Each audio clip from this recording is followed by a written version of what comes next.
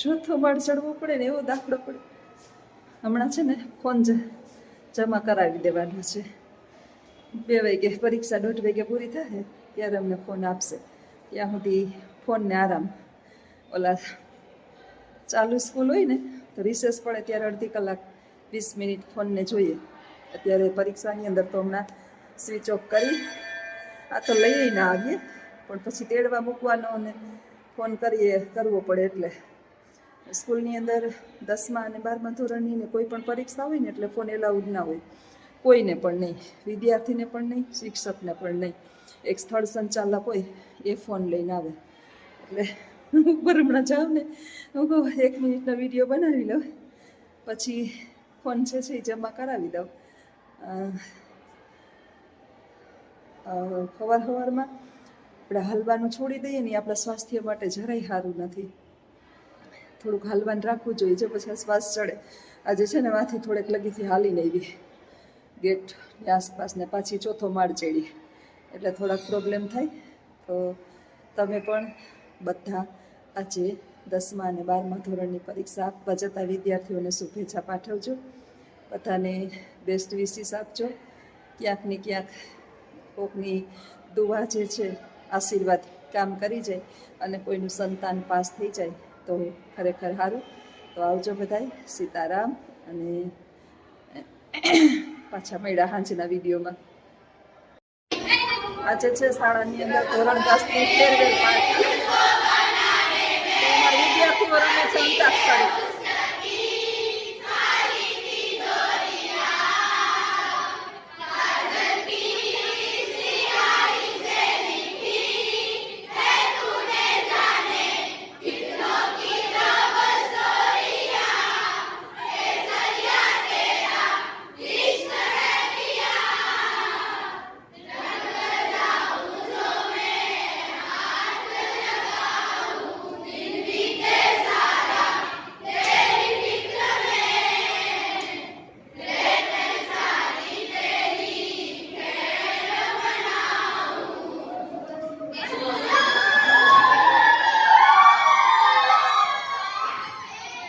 મજા બધા આ જ કરે છે.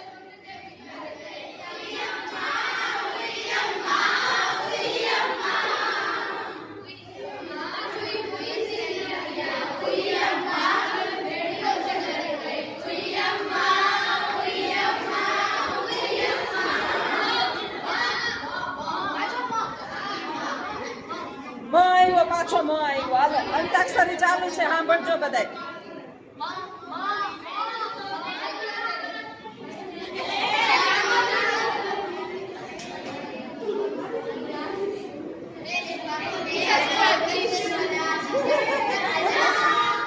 આ રામજી બેન ની છોકરી આવી મમ્મી જોતી હોય.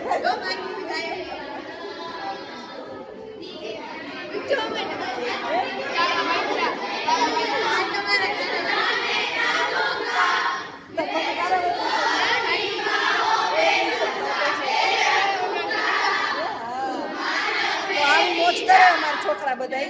આજે ભીખા તારે પછી નાસ્તો કરશે.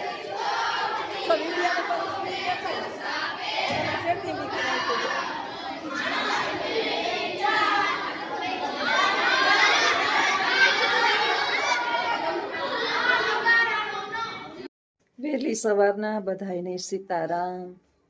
રેડી થઈ ગયા. 7:30 વાગ્યા છે. રાઈટ 7:30.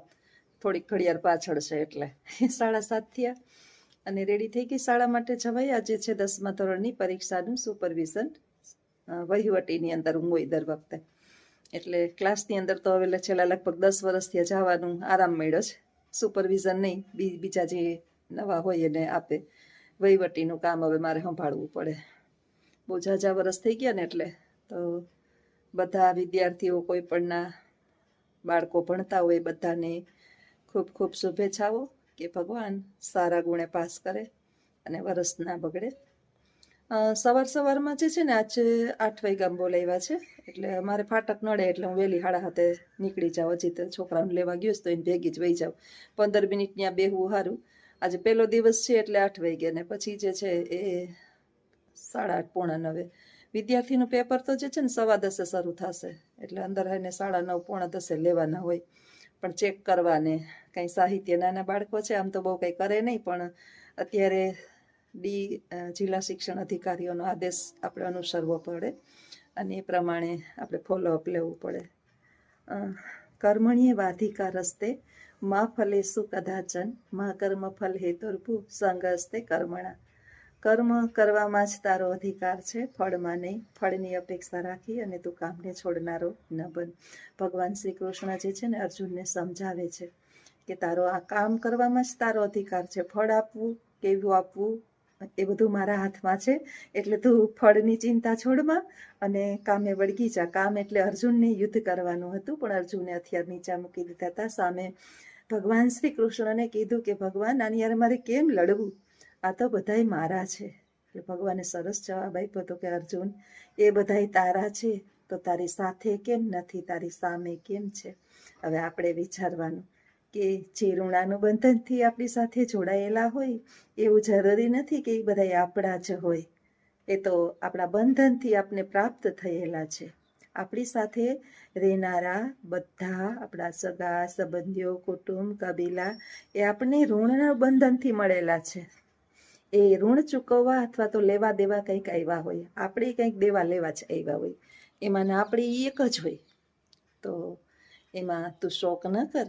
તું અને ઘણા જન્મોથી ભગવાને જે છે ને મહાભારતના યુદ્ધ થયું ને હસ્તિનાપુરના કુરુક્ષેત્રના મેદાનમાં, ત્યારે ભગવાને અર્જુનને પહેલો એવો અર્જુન છે કે ભગવાને એને એનું વિરાટ સ્વરૂપ બતાવ્યું હતું. વિરાટ સ્વરૂપ. બાકી અર્જુનને ક્યારેક ભગવાને કોઈને એનું વિરાટ સ્વરૂપ બતાવ્યું નહોતું. તો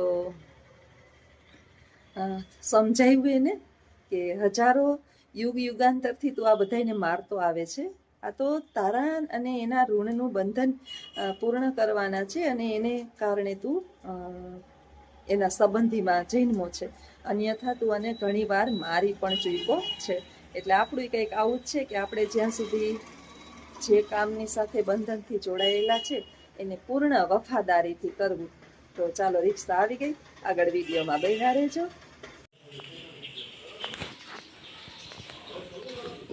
અમારા કુળદેવી છે ખારાવદરા પરિવારના.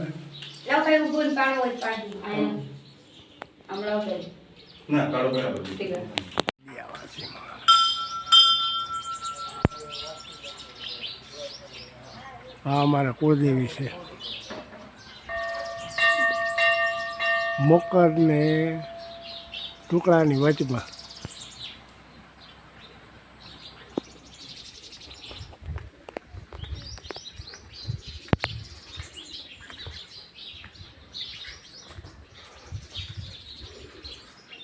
જય મારી માં.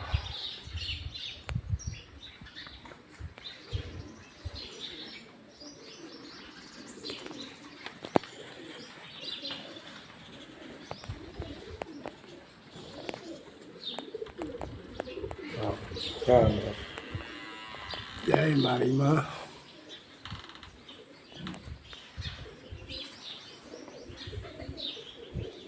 અમારા કુળદેવી છે.